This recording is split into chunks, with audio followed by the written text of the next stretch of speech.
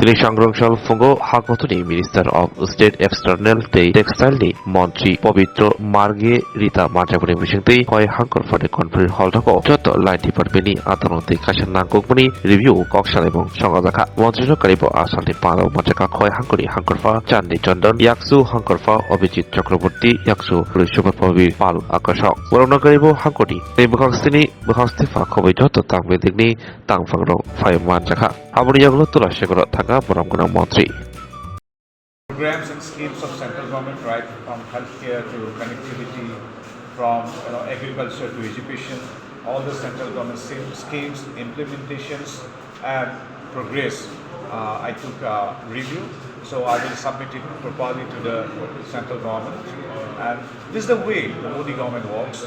And even today's meeting, I have mentioned that earlier, the Indian ministers clearly visited our northeast, but now every fortnight one or more Indian minister has to visit, has to work, has to travel across nooks and corners of a state.